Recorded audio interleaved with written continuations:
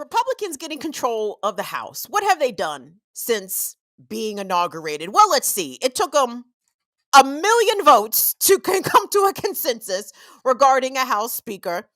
Not unprecedented in history, but certainly has not happened for a while, just to give you an indication of the level of disarray that Republicans are in. Not to say the Democrats are in any better shape by and large, but they didn't have that dumb shit hanging over their heads in the first week of the new Congress, right?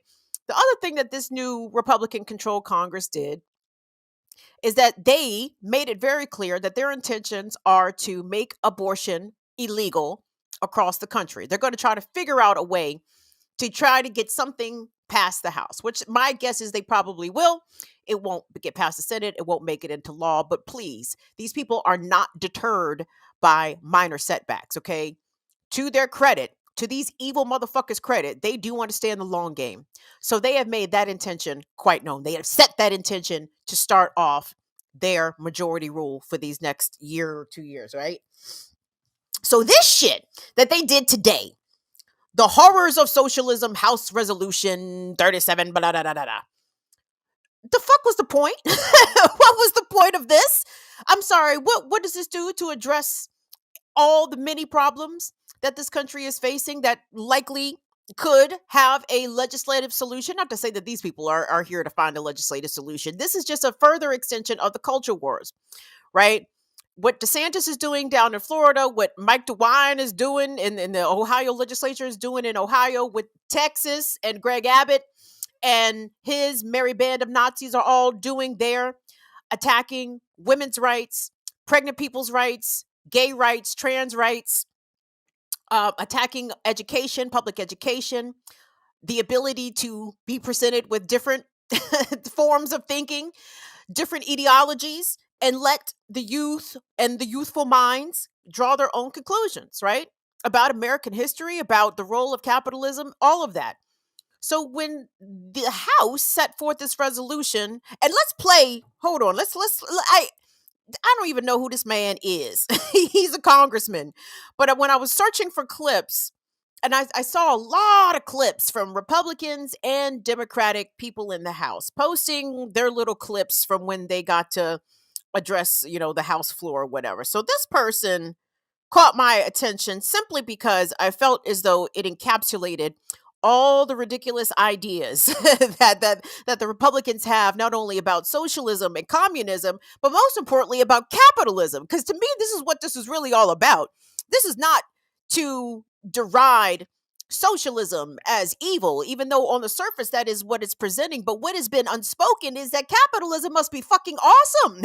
Capitalism must be doing a bang up job out here. And gang, we can look around not only our regular lives, but look outside at our neighbors and people we don't even know, and very clearly see that capitalism has been an epic failure. It has been a disaster for the human race, for other forms of life on this planet. It has been a disaster for the planet, for the environment, for things that humans have relied upon for many thousands of years that maybe we took for granted, like clean air, clean water, soil that you can plant crops in that are not laden with heavy metals, no PFAS, no forever chemicals coursing through your blood, because capitalism wanted to make fucking Teflon in the DuPont labs in Delaware and have consequently poisoned the blood of every human on the planet. Capitalism did that.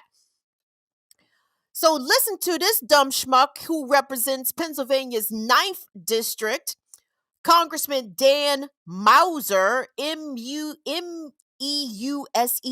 Meuser, Miser? I don't care. Listen to his spiel about how horrific socialism is and all of the amazing things that the capitalist system has done vis-a-vis chattel slavery to create wealth and Indian removal and genocide. To create wealth in this country has been unprecedented throughout the course of human history. Let's take a listen. Speaker, thank you. I thank our chairman very, very much for his leadership on what is a very important subject. I rise today, Mr. Speaker, to support the simple yet yes necessary resolution to denounce the inevitable corruption of socialism and the suffering and destruction it has brought upon hundreds of millions of people throughout the world since its inception. Our founding fathers built our nation on the principles of freedom, liberty, which leads to a free market economy, and all tenets that stand in directly counter to the ideas and ideals of socialism. Capitalism has produced prosperity for generations of Americans and shaped the American dream that so many have sought when immigrating to America for centuries. How many, Mr. Speaker, are fleeing capitalist countries like the United States to socialist countries? I ask you. Overtaxed economies backfire. They have no growth, prosperity, or quality of life advancements in medicine, food, housing, or honest education. Overregulation stifles business throughout a national and global market. And on the state side, gives states like Florida and Texas, and good for them, a great advantage over overregulated and overtaxed states. Historically, obvious metrics and clear results prove capitalism is far better for all societies, especially the United States of America. As President Reagan said, socialism only works in two places: heaven, where they don't need it, and hell, where they already have it. Socialist governments culminate with absolute power, and absolute power corrupts absolutely. Gentleman, time has back. expired. So let's be clear, you guys. Socialism does exist in the United States, but it only exists for those that are already wealthy and powerful and are able to purchase the allegiance of congresspeople such as Representative Dan right there. It's so funny to me how very casually ahistorical that elected leaders just present the story of America just very whitewashed, as though there is not treaty after broken federal treaty with the United States government and countless indigenous nations, right? How the land has been stolen, the resources have been stolen and exploited. America didn't pay for any of this fucking shit that it has. The only thing America was willing to pay in blood for the freedom of the 13 colonies with the American Revolution. It was willing to pay France in money for the land acquired via the Louisiana Purchase. I think we even paid some money for fucking Florida and the Gadsden's Purchase. I'm thinking of my fourth grade social studies coming back to me in spurts here. But I understand that these principles of liberty and justice were only meant for the white male wealthy landowners, the property owners. Everybody else did not experience this freedom and liberty that these Republicans love to jerk off to, right? Like, black people were brought here as property. Their lives were exploited, their labor exploited, their children did not even belong to them. Families were broken up over the course of many centuries. And we are still dealing with the reverberations of slavery and chattel slavery today. It presents itself very clearly and distinctly in our prison industrial complex that we have in this country, which, by the way, instead of addressing homelessness, loves to build new jails. But that is capitalism, right? Capitalism. What solutions to human survival and the advancement of humanity has capitalism even addressed? For that man to sit there and put in his little speech about the advancements of medicine and food. I'm sorry, sir, you're talking about things that millions of Americans do not have access to: medicine and food. A quality public education, how can they have that when Ron DeSantis in Florida is literally taking the books under threat of criminal prosecution to the teachers, taking the books out of the classrooms? I cannot and will not abide by this white supremacist patriarchal fantasy any longer. But there are apparently a number of House Democrats who said, we vote yes to abide by this fantasy. And it's just farcical to talk about what socialism has done. Nigga, we can look right here at fucking COVID and see what capitalism has done recently.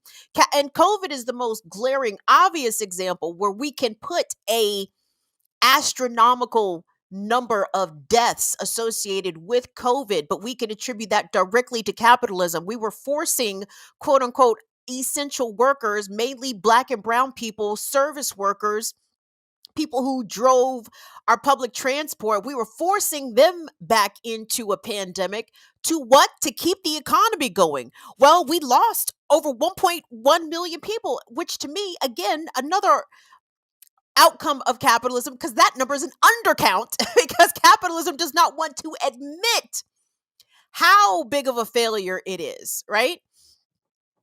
What is the other thing? I was just really, I can't say I was taken aback, and I did go look at the roll call for which Democrats, which Democrats voted for this ridiculous bill that cited Thomas Jefferson and James Madison in the fucking bill with a straight face while talking about the horrors and the millions of people socialism killed. Do you know who Thomas Jefferson was? Do you know who James Madison was?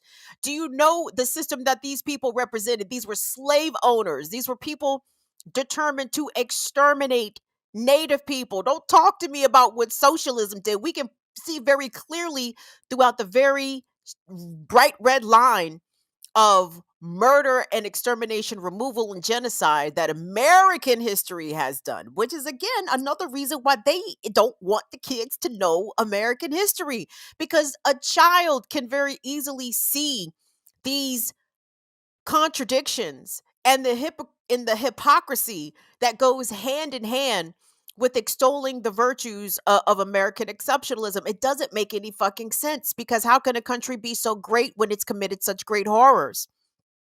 It's so funny also to watch on television the tiny freak out that Americans and elected officials are having about this alleged Chinese spy balloon, right? It's like, oh my God, China can't be running a spy balloon over America. Let me explain something to you, baby. If this was Afghanistan, Yemen, Syria, it wouldn't be a fucking weather balloon that the United States would be running in the skies. It would be a drone with a Hellfire missile attached to it, looking to blow up the wedding party or the funeral procession or a school bus full of children, okay? Be glad that it's China running a weather balloon or a spy balloon. I don't even give a goddamn if it is a spy balloon.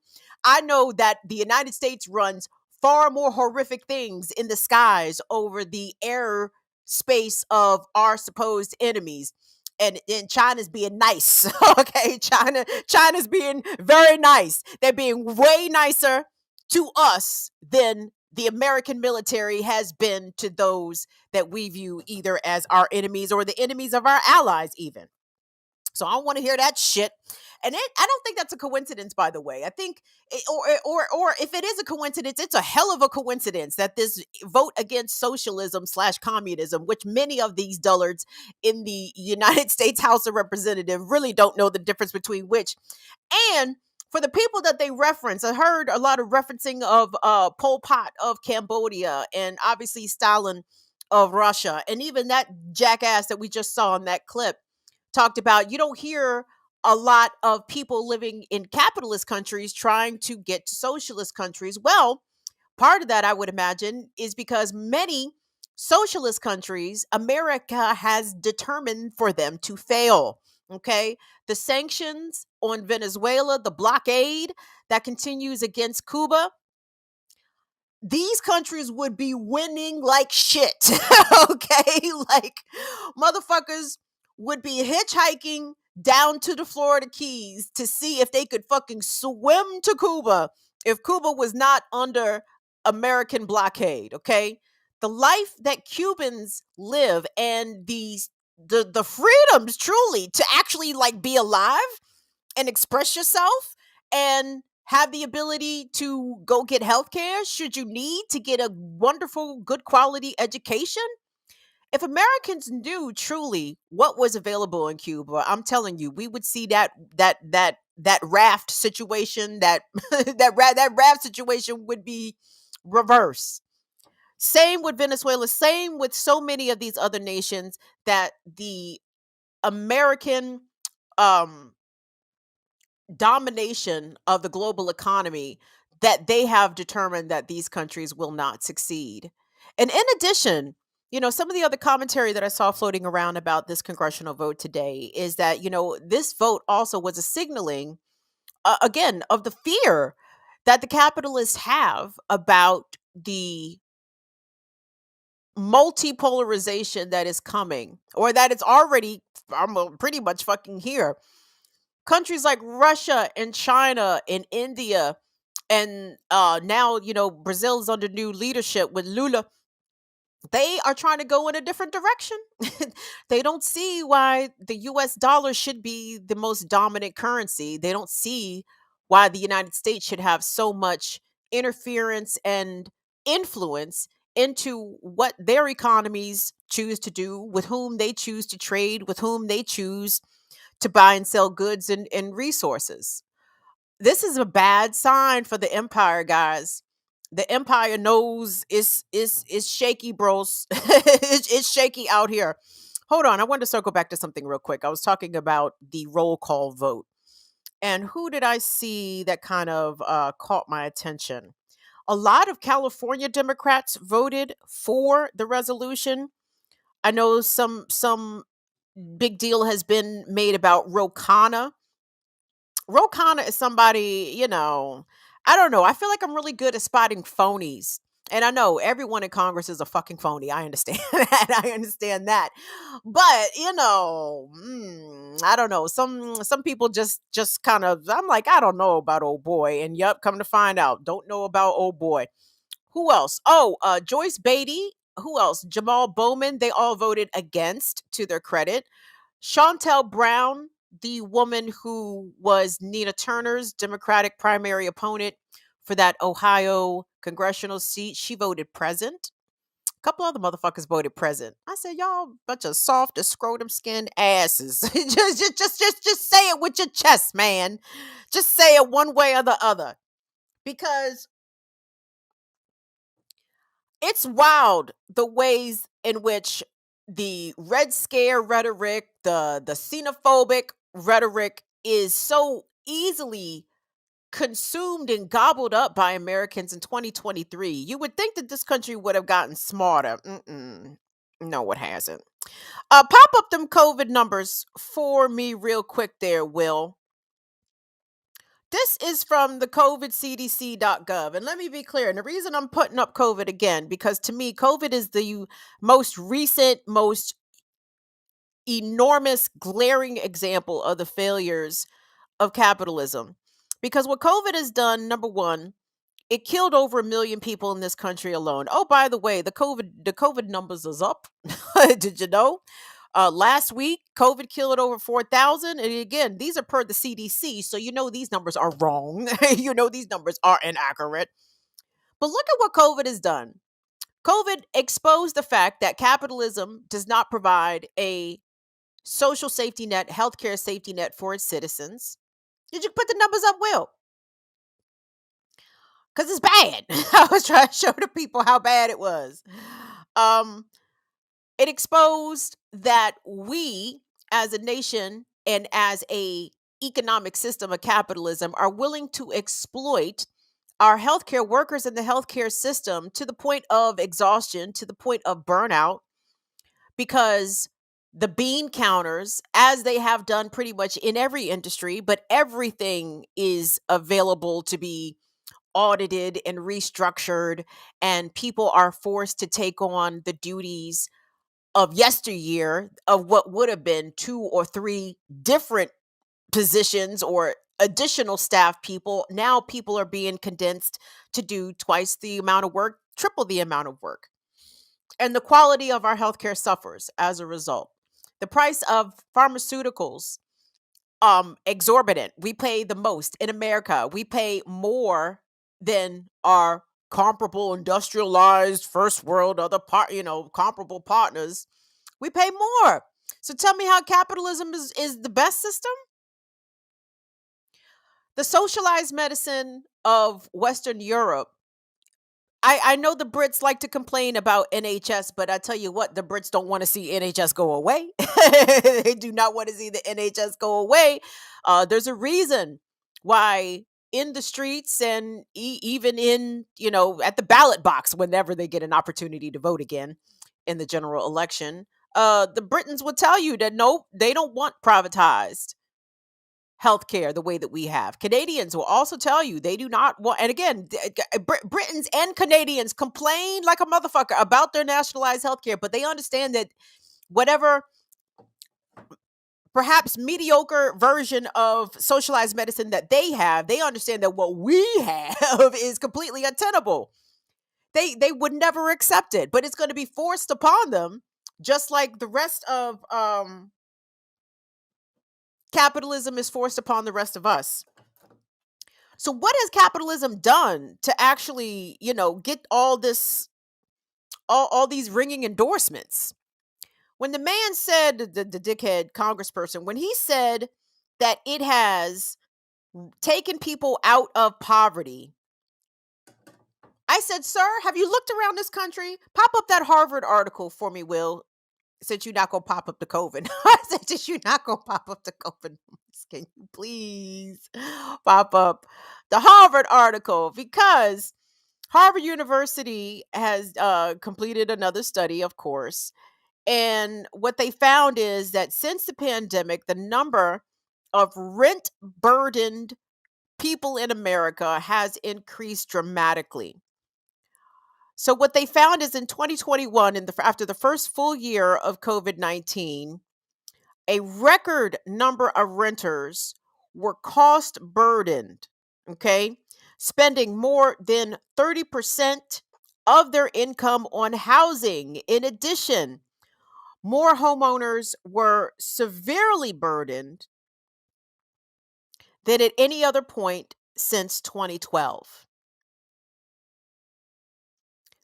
So what does that mean? That are you putting any of my shit up here, Will? What's going on?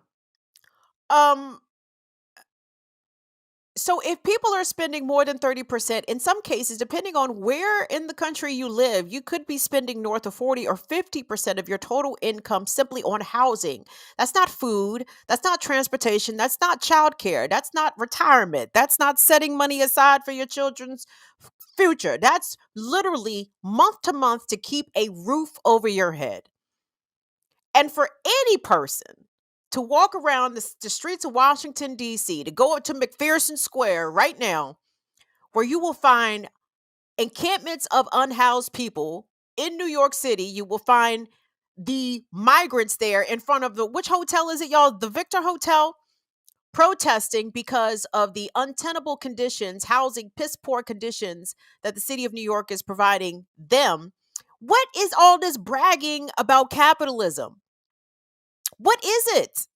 Like, and I need to see more of at least the questions being asked on mainstream media outlets. I know their role is to help uphold the empire and the farcical the facade of the empire as this being the best system, the best country, the best style of government. But it's just not true. It's just not true. And I would like to see a little bit more deeper interrogation about what capitalism has done. Like, to me, that if I was on the TV or whatever the fuck, if I was doing something else, that would be the first question I would be asking. So, if you're saying socialism does all this, then what is it that you think capitalism has done? When we have at least 500,000 people living out in the streets, this is capitalism, where they are instructing mothers and parents of infants under the age of 1 not to give them store-bought baby food. Because why? Because of the heavy metals, the levels of arsenic and lead and all kinds of other shit. Like, tell me how this is a victory for capitalism. The Biden administration wants to authorize drilling in the Arctic. Since capitalism helped to evaporate all of the Arctic ice, which has kept our weather systems fairly predictable for, the past 40,000 years. Since capitalism melted all the Arctic ice in 150 years, the Biden administration said, well, fuck it, we might as well go drill. we might as well continue to make the problem worse and maximize profits, because that's what capitalism does. It is a carnivorous system. It is there to eat everything. It eats everything from children to in the form of poverty. It eats children, it eats poor kids, it eats poor people by sending them into the carceral state. It eats our wildlife. It eats our natural spaces. Like there's not going to be anything left for capitalism to devour. That's why capitalism's trying to go to Mars. A rat done bit my sister Nell. Her face and arms begin to swell. Because what, y'all? Because Whitey is on the moon. Whitey wants to colonize everything.